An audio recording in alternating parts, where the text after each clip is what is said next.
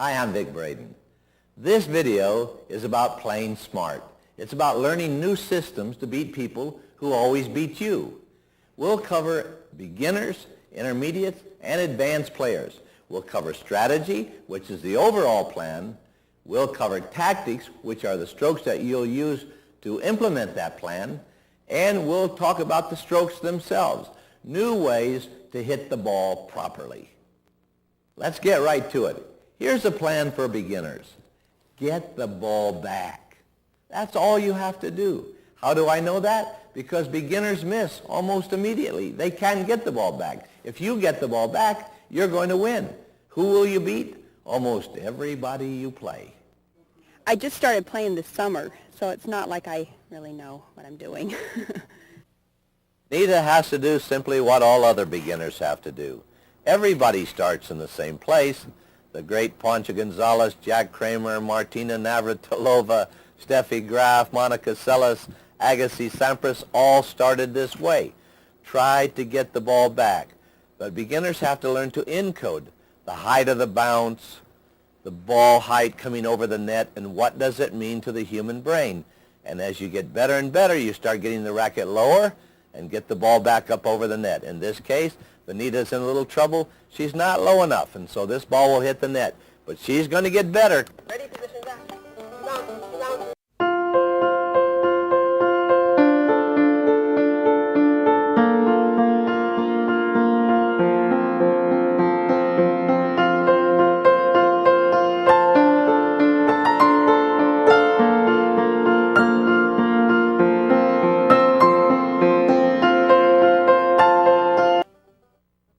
This may come as a surprise to you, but intermediates and tournament players make a lot of errors. In almost every match that's ever been played in the history of this world, errors outnumber forced errors and placements. With pros, it's almost 10 to 1. With intermediates, it's about 30 to 1. With intermediates, for every big shot, there are about 30 mistakes. That's why intermediates can remember their big shots, because there weren't many.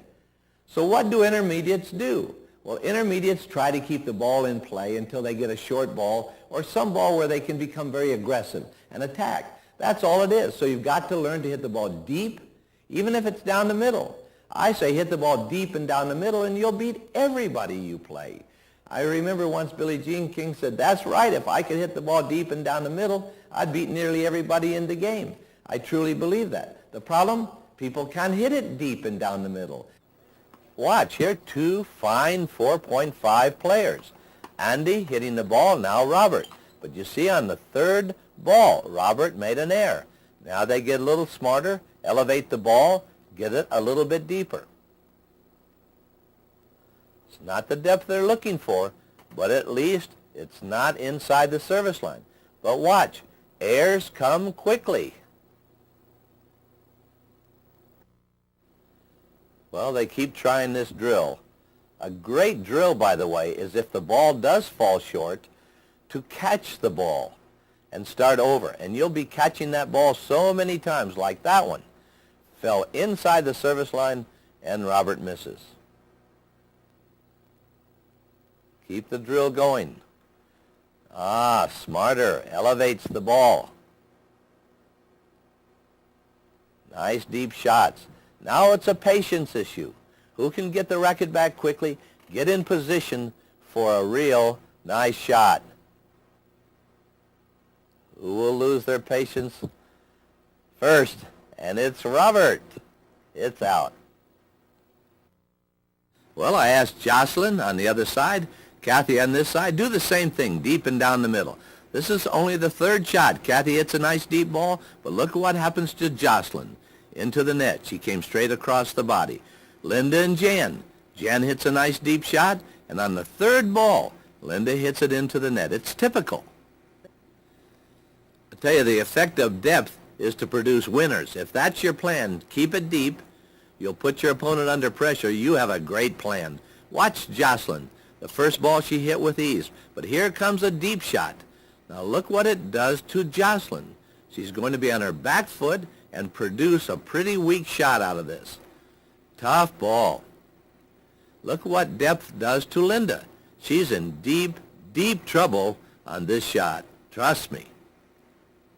When you get into pro tennis or when you get into tournament tennis, you find out that people can beat people 4 ways. That's all. You can beat them by being extremely aggressive, having big shots. You can beat people by being extremely defensive, great defensive play. Or you can open up the court. That's the 3rd way. Or you can learn to attack people when they're in a vulnerable position. That's about it. 4 ways, and we're going to discuss each of these.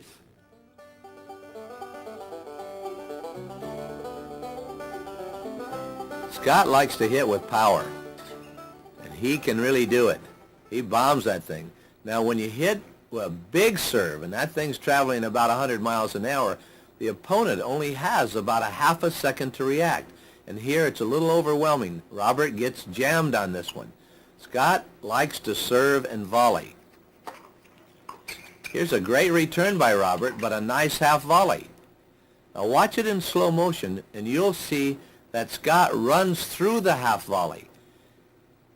He likes to get into the net. Now watch, he'll move through the half volley and keep right on moving. Second shot, but again, on the second shot by Robert, there's an error. Sheer power means aces. The truth is, most people can't hit with sheer power. They don't have a big serve. They don't have a big volley. So they have to go to plan 2. Strategy plan 2, be more defensive.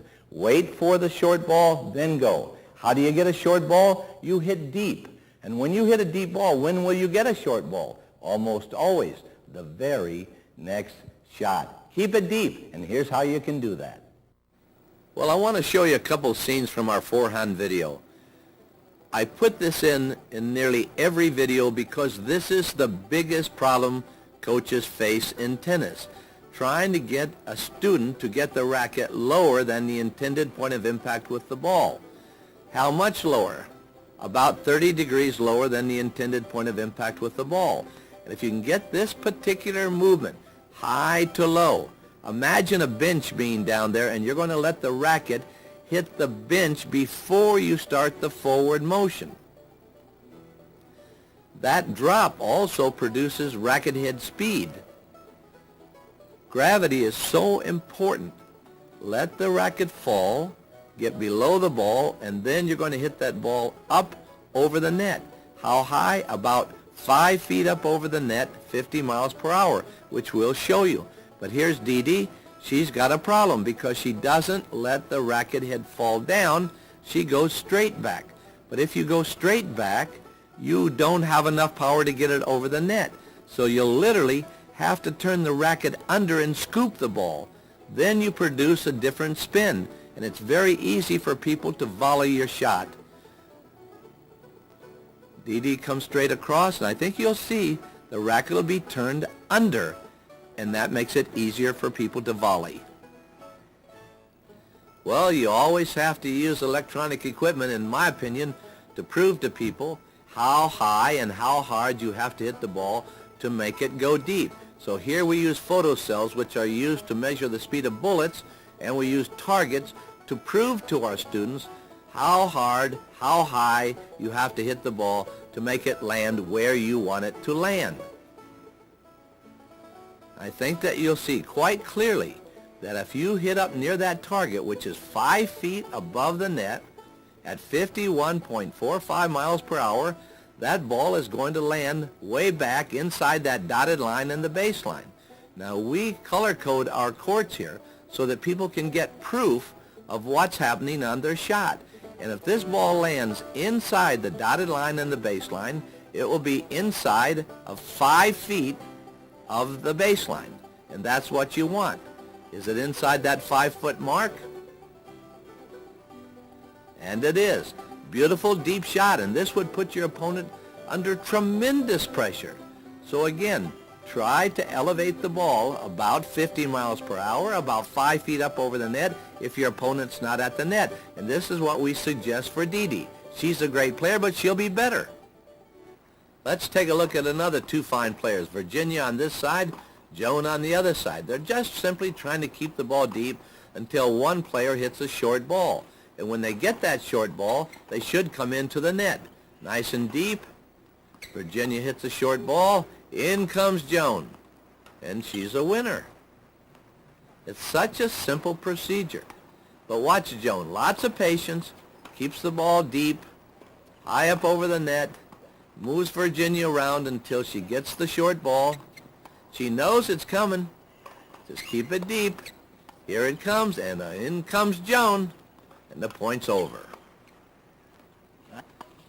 Well, when you see a ball coming close to the net, you better be ready to take off because it's going to fall short. And when you get up to the net, you've got to crowd that net. Now let's take a look at it in slow motion. The ball's coming close to the net on this shot, but Andy didn't get a fast step.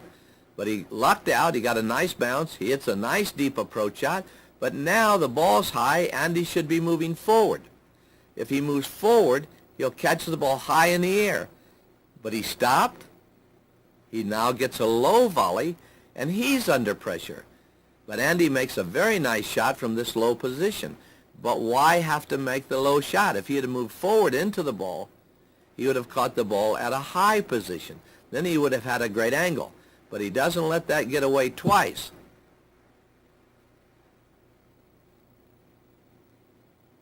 Nice deep ball into the corner. Now watch Robert's shot. And at this point, Andy should be moving forward. Here comes the ball. It's racing. Andy, go. Go, Andy. Get in there. Get as close to the net as you can. Andy's getting a late start, but he finally makes it. He gets a little wake-up call and makes a nice movement here going into the net. Now the angle increases tremendously.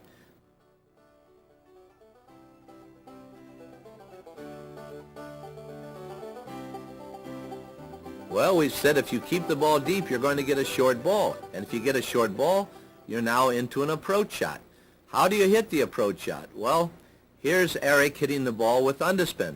Why do you hit a ball with underspin? Because the ball has a low trajectory and stays low. So I think it's very important, especially if you're playing someone like Andre Agassi or a player like Sampras or Martina Navratilova or Steffi. They can punish a high ball. But if you go high to low, hit the bottom back side of the ball, get a very low trajectory on this shot, you have to practice it. It keeps the ball low and makes your opponent hit up to you so that you get a higher volley. Very important against today's players. Now here's Richard Bodian. Richard hits a flat forehand. Roy hits a flat two-handed backhand. Flat actually stays very low. It actually stays a little lower than underspin. Nice approach from Steve.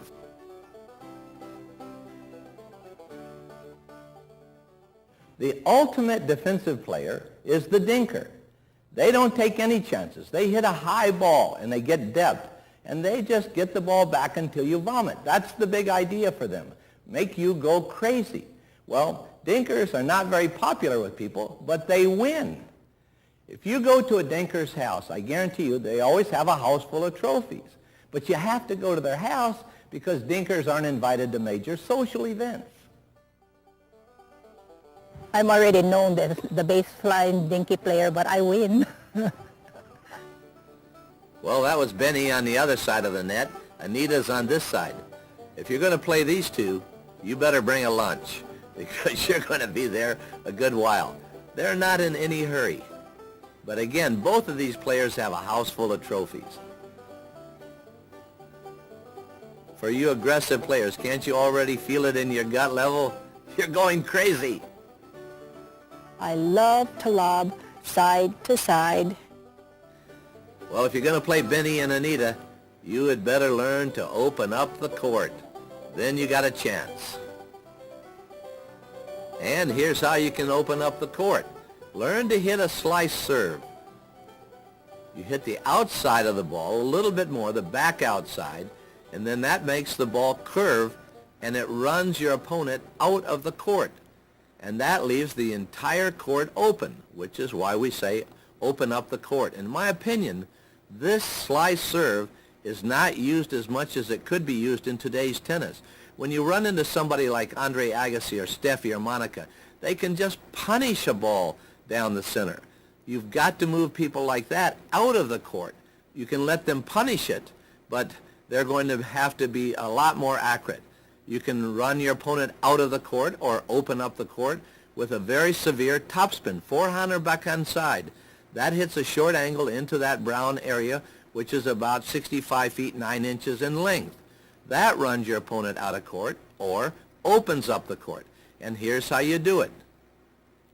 You get that racket back as early as you can because you have to drop the racket very low, and you brush up at a more severe angle. The racket has to be well below the ball. The racket has to be vertical at the impact point.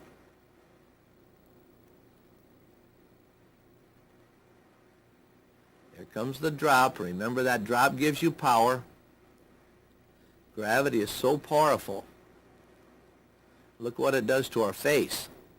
Here's the lift, vertical racket face, severe lift. That produces a short angle ball, and when you produce the short angle ball, your opponent has to take 7 to 9 steps, plus you open up the court. But if you move your opponent side to side, corner to corner, they only have to take 3 steps to get to every ball. And now for you left-handers, here's a chance to see what it looks like to hit a severe topspin. Remember, get the racket back. The central nervous system and the brain then has time to do a lot of things.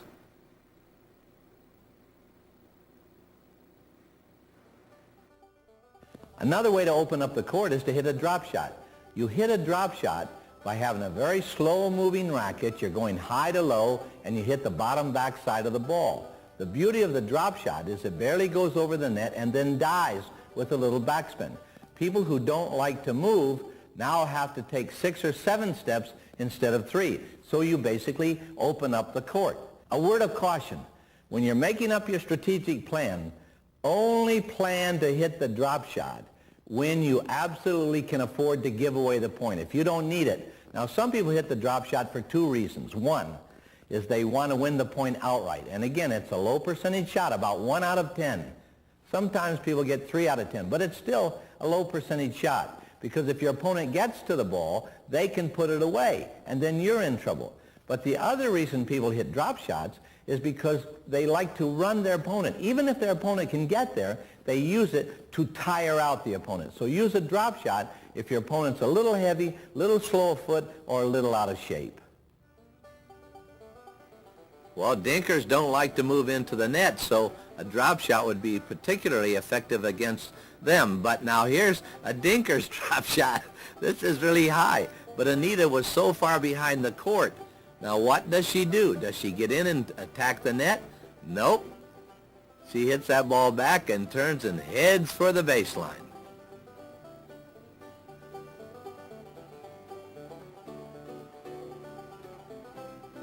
Sometimes dinkers tell me they're not afraid to go to the net. But if you watch their facial expressions, it's usually a dead giveaway. A lot of dinkers from the baseline are like this. They're so happy. Then they get in close to the net and they go, and they back up, they go.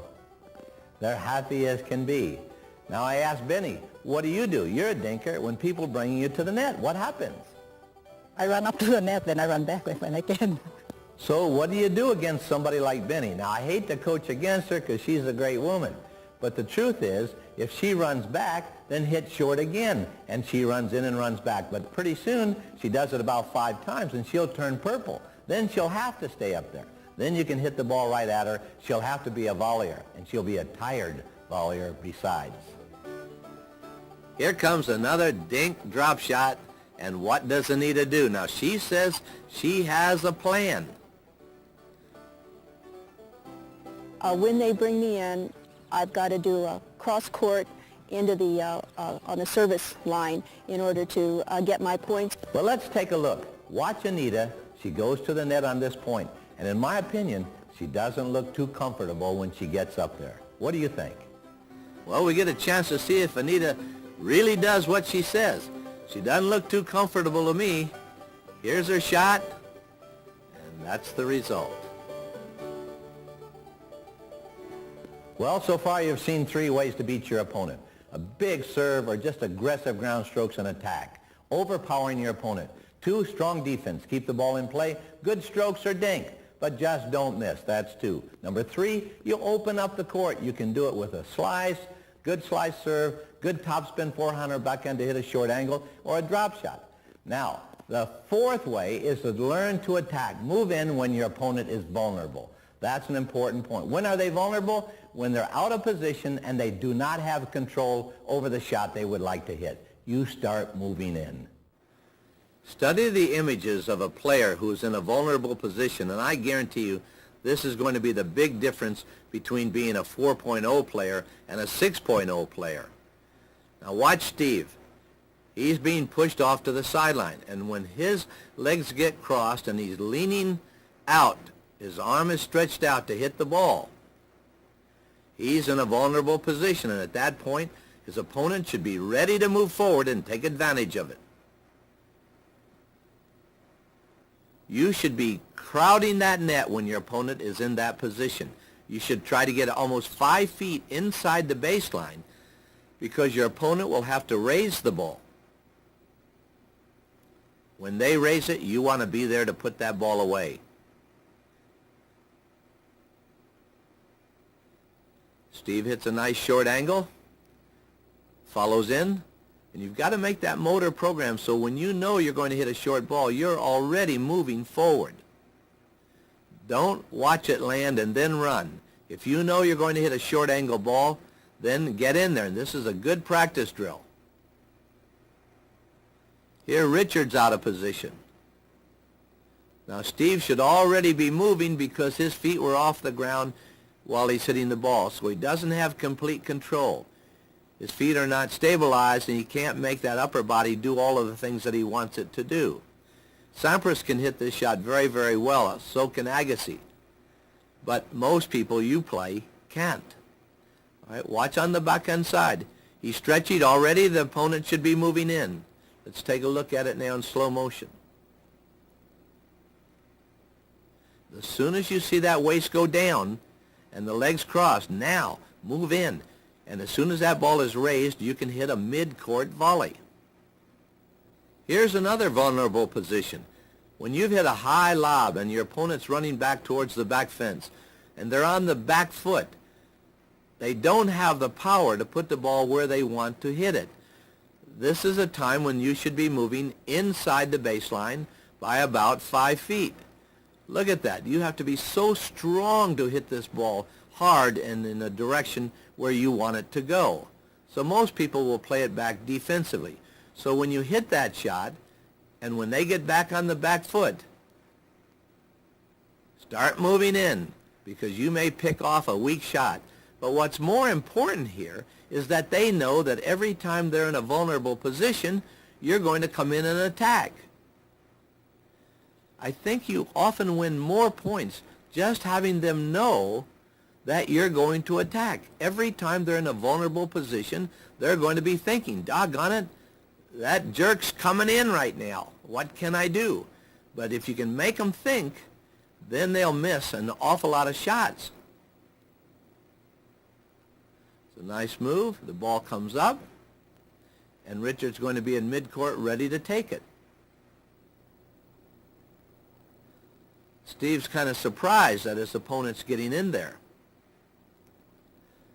But too late. He's caught. Can't get back fast enough. Looks easy, but you really have to practice it. Here's another vulnerable position. Your opponent's coming towards the net, and sometimes people will back up. Don't back up, because when your opponent's hitting a nice low shot, you want to be attacking, because when they raise it, you have them out of court and in a vulnerable position. So move in when they're hitting this shot.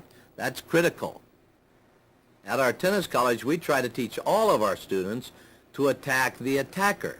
When anybody's attacking the net, if they're serving and coming in, if they're taking an approach shot and coming in, if you can hit the ball anywhere near their feet or force them to be in a vulnerable position, you can still attack the attacker. Now here's Troy serving, and Richard's goal is to hit the ball at the feet of the onrushing server, or to pass him outright. Richard gets a nice return. The ball's low, Troy bends down, now Richard should be going. And just the fact that Richard was going puts a lot of pressure on Troy, especially mentally, because he's got to make a shot now. He has no choice but to make a very good shot. That's a lot of pressure. You see Troy's body go down, Richard should go forward. That's the image you want to gather. Always look for vulnerable positions. And all you have to think about is how would you hit it? Look at Troy, that's vulnerable. You may not see it right away, but I think if you stop frame it, anytime you have a person hitting with a backhand grip inside their body, it's really close, they don't have control, so put pressure on them mentally. That's a vulnerable position. Have you ever noticed what happens when the top players get into a rally? They almost always try to hit cross court. And the other player hits cross court back. The other player hits cross court back. They keep doing it. And people in the stands yell, "Go down the line, stupid." But why those people are in the stands and the players on the court is because the player's not too stupid. The player who takes a cross court and decides to go down the line, their chances of losing the point jump to 8 out of 10. It's a very dangerous shot because the ball deflects off the racket. Well, you watch two players trying to go cross court to cross court. Troy was out of court, plays a smart shot back, cross court. Even though it's short, it's going to be difficult to go down the line.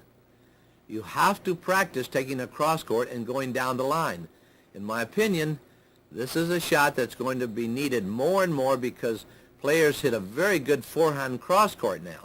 Here's Huna, the wonderful player from China. Hits a nice cross court. Eric's trying to go down the line, but again, the ball deflects off into the alley.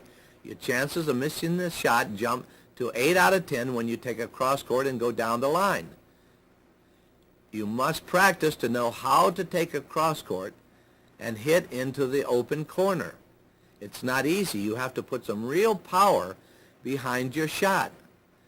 Eric just holds the racket up. It looks like a very easy shot. He's got the entire court open. But look at the result.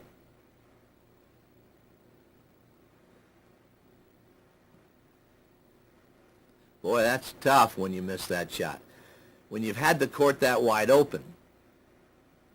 But we see it happen over and over and over again in tennis. So when you receive a cross court, go back with the cross court, because now you're hitting a ball straight back where it came from. Plus you have 82.5 feet in which to hit the ball rather than 78 feet if you go down the line.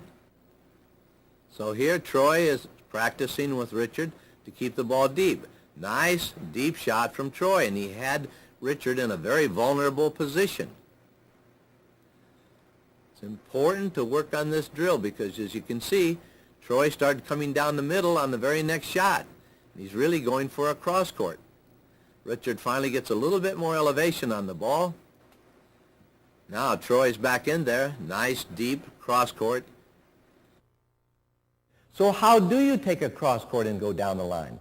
Well, you have to increase racket head speed. If you want to hit down the line, you better hit that ball a ton. Now, if you don't hit the ball hard, you might want to aim for the center of the baseline because the ball will deflect into the corner.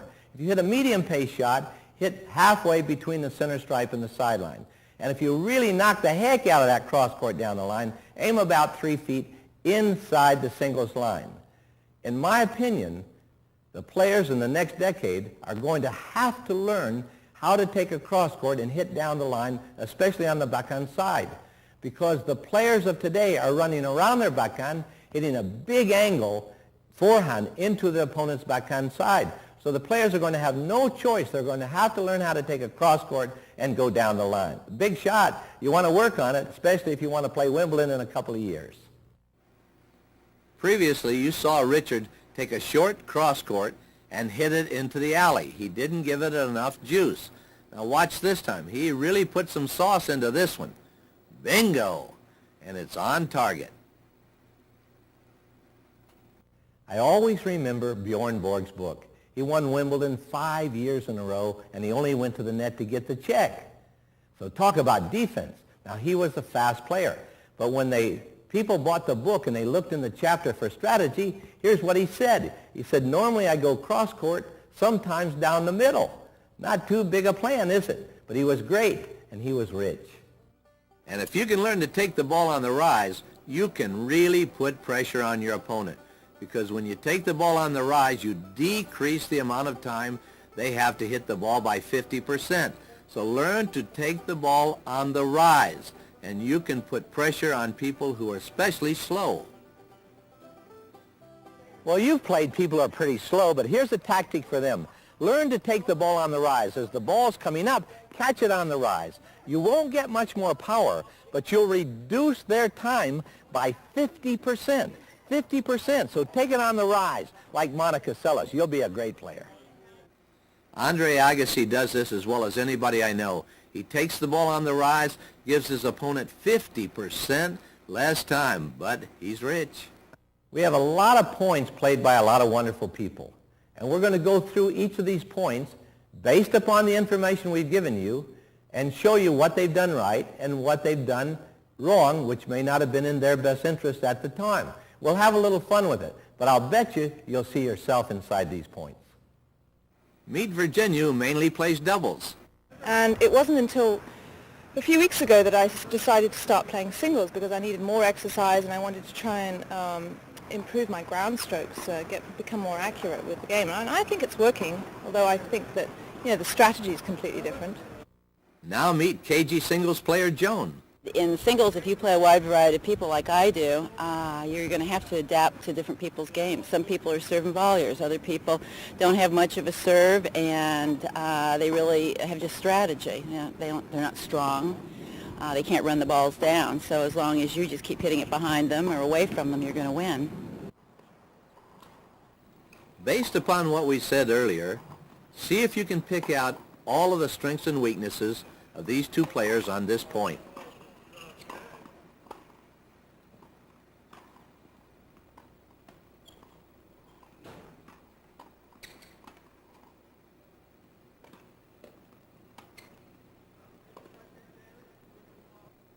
Now it's time to show you some of the strengths and weaknesses.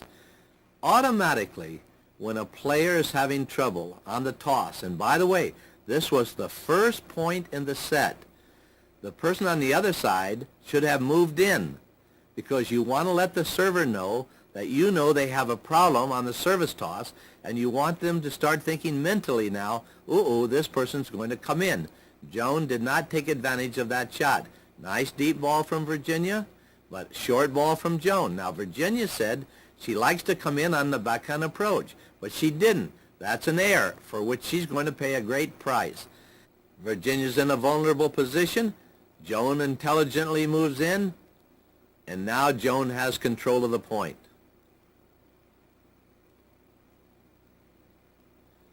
She moves Virginia way out. Now she's even in a more vulnerable position. And Joan makes a mistake here. She does not move halfway between the service line and the net. She stands at the service line. And even though Virginia is in great trouble here, she gets out of it because Joan stayed at the service line. Now at this particular point, Joan is in a vulnerable position, and Virginia should just be screaming towards the net. She should reach that yellow circle.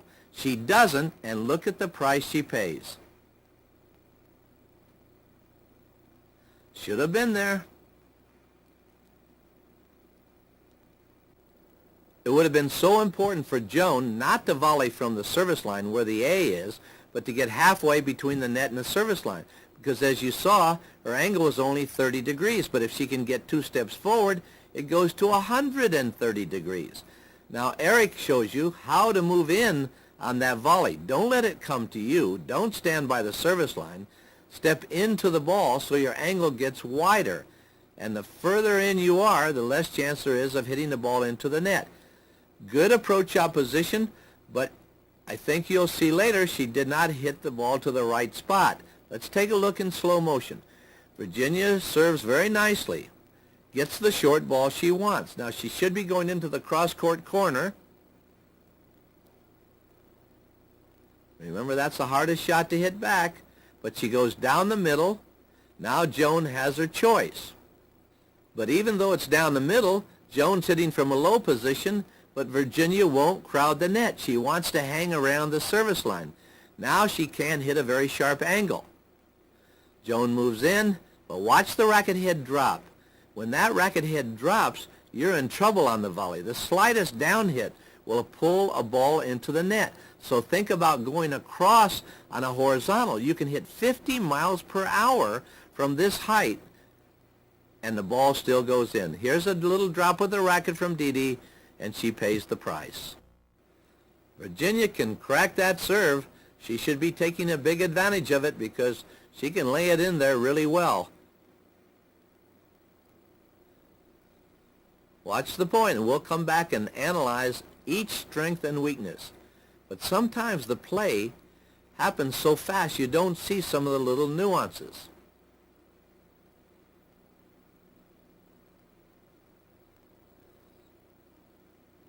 In slow motion now, I think you're going to get some very revealing information. All right, Virginia not in such great position, but chips a nice high ball in deep. So Virginia playing quite well now. Nice deep ball from Joan. So who's going to hit the first short ball? Here it comes.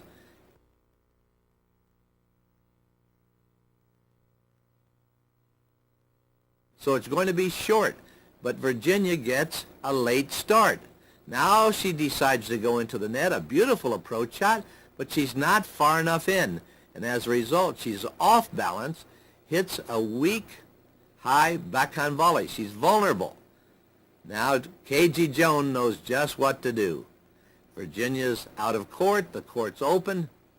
Joan decides to hit the ball so far away from her she has to call a cab. And out. Now you get a chance to take a good look at the dangers of a drop shot. Watch the point. There's a little semi-drop shot, and there's the result. When you play it in slow motion, it's very obvious that you never want to hit a drop shot unless you're absolutely positive you're going to win the point, or if you lose it, you didn't need it anyway. Here comes the semi-drop shot. Now Joan's idea is to hit the ball just over the net, down the line, and make Virginia run 7 to 9 steps, but the ball sets up high. It's an easy shot for Virginia, and she wins the point. Remember we said don't take a cross court and go down the line. Both players hitting nice deep shots. They're waiting for the first short ball. Here it comes. There's the cross court. And Virginia tries to go down the line and pays the price. When you get into a cross court position, do what Joan does. Go back cross court. What's your style of play? I play basically a baseline player. I don't take a lot of risks, and I'm a fairly conservative player. I try to keep the ball in play, and they refer to me a lot of times as the backboard guy. And have you played Ray before? I've played Ray, and we've had some real competitive matches. What bothers you most about Ray? He keeps hitting the ball back, which bothers me the most. He's a far more consistent player than I. So what do you have to do to beat a baseliner? Well, I feel like I have to mix it up and come to the net a few times and use an all-court game in order to get the best of him. As you'll see, Dennis is right on target. Ray gets everything back. Not such a great lob. He's out of position. Watch. Now we'll take a look at it in slow motion. You can see the errors. Short ball, here comes Dennis, right on. It's not such a great lob, but Dennis doesn't get back to hit a good shot. Now, Ray's out of position, but look at Dennis. He doesn't move forward. He's hanging around the service line. But he says, what the heck? I'm running Ray all over the place. But guess who paid the price? Dennis, because he didn't close in. It happens so quickly sometimes. Dennis doesn't close in there. He takes the low volley, Here comes Ray. He says, hey, no problem. Are you kidding? I can handle this with ease. And look at the surprised Dennis. Boy, that hurts. The point is never over till it's over. Well, here's where Dennis gets lesson number 2. Ray never quits. He's got Ray so far out of court, you've got to hit that overhead. Here comes Ray. There's a cross court to a down the line, and he loses in slow motion. Nice deep shot from Ray. Short, but Ray doesn't take advantage of it. But remember, he's a baseliner. But Ray hits short, and Dennis does the right thing.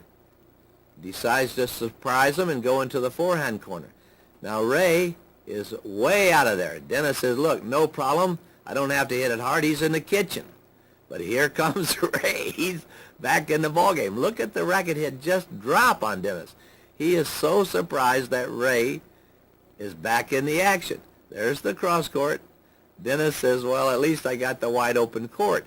But he tries to go down the line from a cross court, and he's the loser. Simple rules. You get a chance to see it at court level.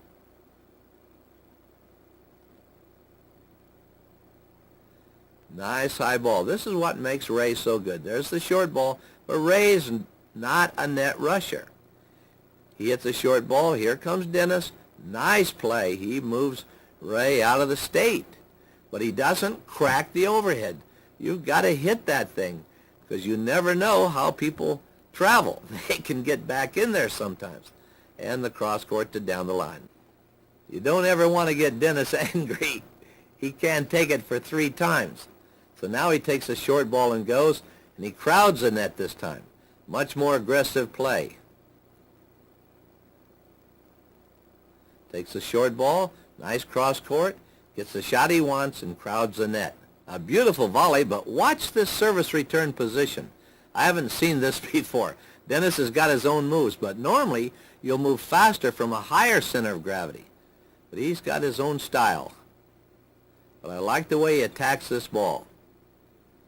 Cross-court approach, that makes it tough on Ray. And now attack, move in on the ball. Nice shot. Ray doesn't make many tactical errors, but watch this one. There's a cross-court coming, and there's the down the line out. It happens so often. It's not an easy shot. There's the cross court. It hits the net, comes slowly. Now it looks like Ray's got an easy shot, but cross court to down the line's a very difficult shot. So now Dennis says, I've got him on the run. I'll never make another stupid mistake.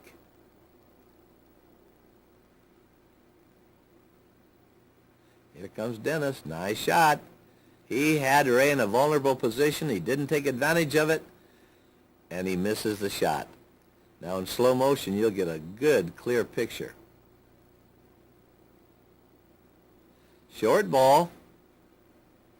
Dennis does not decide to go to the net. That was a mistake. So Ray hits a nice deep ball back. He said, if you want to let me off the hook, I'll take it. But here comes another short ball. So in comes Dennis. Now watch Dennis. He's actually backing up, but his opponent's in a vulnerable position. Watch Dennis's feet. He comes back. Now Ray gets the shot back, which he does so often. Now watch Ray. He's off to the races. That bothers Dennis, and Dennis overhits the shot. From court level, I think you'll see a shot that Dennis wishes I'd never have on video. Here he should have gone in. He had the nice short ball. It's a beautiful approach shot deep to the backhand corner. But Ray says, thanks for not coming in. I'll take it. Here comes the short ball from Ray. Dennis likes that cross court into the forehand side. So right now Dennis should be saying, I know I have this shot, and so I should be moving forward as I hit it, because I know I'm going to put Ray in a vulnerable position. And he does. But look at Dennis. He's already starting to back up. But look at Ray. He's in a very vulnerable position. He can barely get his racket on the ball. But luckily for Ray, Dennis fell asleep. The ball lands in, Ray takes off, and a miss. Well, at the beginning, you heard Dennis say he needs to attack the net. Here he shows you he has the capability, but he doesn't use it very much. So he did not live up to his plan. His plan was serve and attack, and as you can see, he has a fine volley. Very short punch, wins the point. But he doesn't do it often enough. So he doesn't put the pressure on Ray like that. So Ray says, hey, just stay back. I love it. I love it. But look at Dennis. He's got Ray going all over the place. That shows you the value of a lob. Now, Dennis should hit a lob back, but he hits short. He allows Ray to come to the net. And Ray only comes up there about every 2 weeks. The lob can pull you out of some tremendous holes. There's no way Dennis should lose this point. There's the short ball. So Dennis has his shot. He can put it anywhere he wants. Now he should hit it and run through his shot and get up to the net. He doesn't do it, so Ray gets off the hook. There's the ball that Dennis should have been volleying. Nice backhand down the line, and Ray is now going to be in a vulnerable position. But he's a sharp man. He says, wait a minute. I don't want this guy getting any volleys, so I'm going to throw a lob. And notice how high the lob is. And that drives Dennis back. Now, Dennis's smart play is to hit deep and high back, but he doesn't. He hits short. Now Ray says, hey, if you don't want it, I'll take it.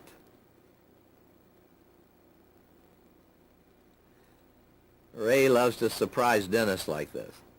Dennis says, I don't believe it. He's coming in. Shakes Dennis up. He thinks he's going to throw a lob, but he's too weak from the surprise. As you can see, Ray has an easy volley.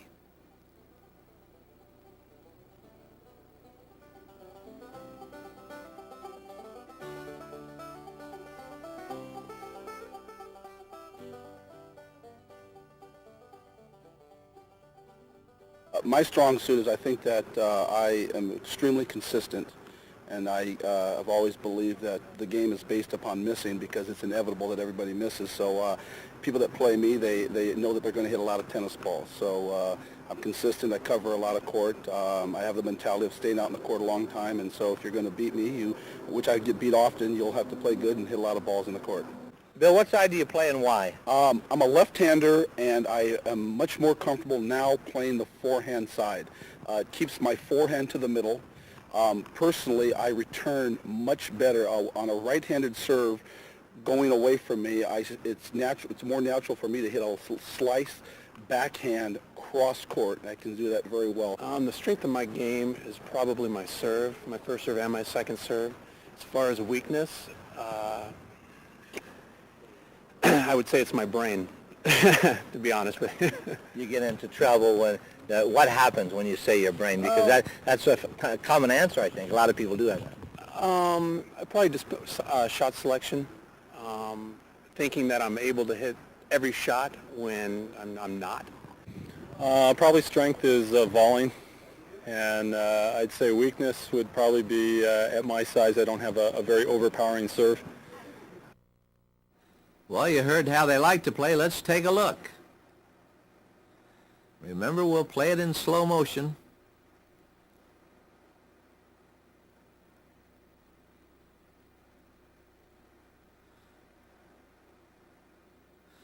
Well, I think you'll see there are a lot of errors. This ball should be hit between the two players, and Scott doesn't. He comes right back to Bill.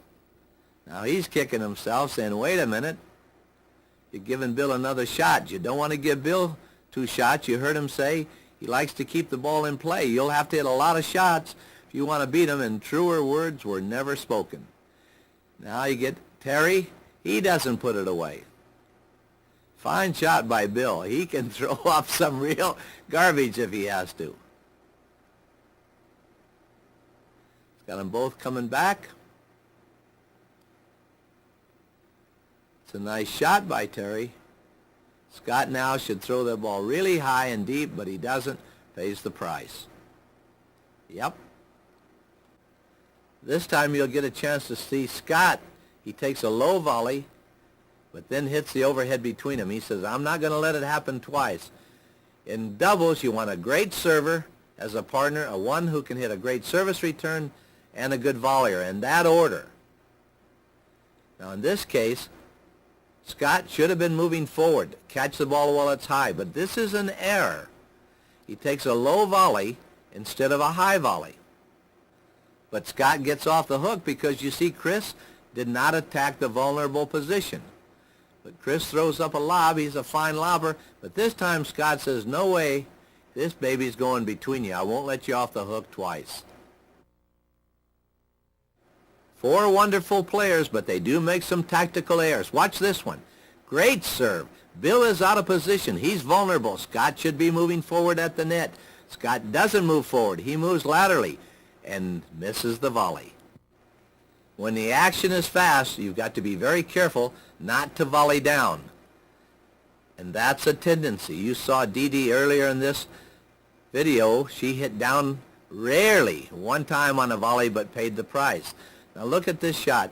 Terry was out of position, and Chris didn't quite get in as far as he'd like, but he makes a pretty nice shot. Chris now trying to get position back. Terry hits the ball. Bill gives him a nice shot back. Less than a half a second, Terry hits down.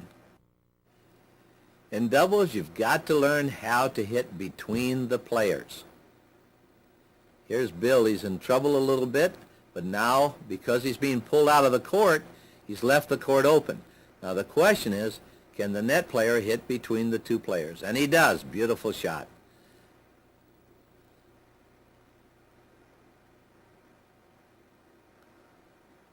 Nice point. Finally between the two players. Now Bill serves. Let's take a look at it in slow motion. Our final point. In doubles, there's not much of a plan other than to be aggressive against good players. Against mediocre players, you can stay back, but not against good players. Nice volleys. They're hitting through the ball, crisp, clean. Chris makes a nice recovery. He was pinned, but now here's a vulnerable position. Both Chris and Bill should be screaming on top of the net. They don't. Bill gets caught. But remember Bill, he can throw a lot of different shots. Bill knows just what he has to hit. He's hitting from a little higher position, but he hits between them and low. Now the opponent's in a vulnerable position. Bill didn't get on top of the net, which surprises me, but he still got the easy shot back, and he's not going to let it happen twice. Well, that's about it. We're out of time, but let's do a quick review. There are 4 basic plans that you can generate. One is to be a great offensive player. Be very aggressive with your serve. Serve and attack, but you have to have a great serve. Hit great ground strokes, very aggressive ground strokes with lots of power, but you have to have great ground strokes. Or you can be a defensive player. That's number 2. You can just sit at the baseline and play and wait for your opponent to make an error. But again, you have to have wonderful ground strokes, because if your opponent puts pressure on you, you've got to be able to get it back. The third way is to open up the court. You can open up the court 3 ways. You hit a big slice serve, and that pulls your opponent out of court. You can hit big topspin strokes, which will hit short angle balls, very short angle, inside of 65 feet 9 inches. That will pull your opponent out of court. And the third is you can drop shot your opponent. And the fourth way is learn to attack when your opponent is vulnerable. By vulnerable, we mean whenever their legs are crossed, their arms are stretching out, and they cannot control the shot they want to hit. But what's more important about attacking when your opponent is vulnerable is that every time they're out of position, they know you're going to come in. They know that you're going to be a threat. And very often you'll win more points just threatening your opponent. It's so important to be patient when you're playing tennis. Get in good position, stroke the ball properly, and then worry about the next shot. It's important to develop all strokes. because each time you improve one stroke, it automatically dictates that you have to have another stroke. For example, if you learn to hit a great approach shot, you're going to the net, and your shot is very deep, guess what they're going to do? They're going to start throwing up lobs. Well, guess what you have to have? A great overhead. A gigantic issue, which I think we've shown you in this video, is to get depth on your shots. Get depth on your serve, on your ground strokes, on your lob, on your volleys, especially on your first volley. Always be prepared to attack short balls. You know, I see people play all the time. They hit a nice deep shot, and they still stand behind the baseline. If you hit a nice deep shot, you should be moving in a little bit because the chances are great you're going to get a short ball. Learn to crowd the net. Remember the two-step rule. If you're at the net, if you can get a fast start, the minute your opponent starts to hit the ball and you know it's going to be a drive, then try to get two steps. If you hit from 10.5 feet back, that's halfway between the net and the service line, you have about a 30-degree potential angle. But I think you saw in many of the scenes that the players who did not crowd the net did not hit good volleys. The minute you see the ball is going to be driven, try to get two steps in, because if you can get two steps in, your angle increases at the net from 30 degrees to 130 degrees. Remember the rule about cross courts. When you're playing from the baseline and your opponent gives you a cross court, go back cross court most of the time. A good rule to remember is that when you're running out of court, and if your opponent is not attacking the net, hit back cross court. But also elevate your shot a little bit, because that'll give you a lot more time to get back into the court. A high, deep cross court when you're in trouble from the baseline. Learn to chart your opponents. And by the way, learn to chart yourself.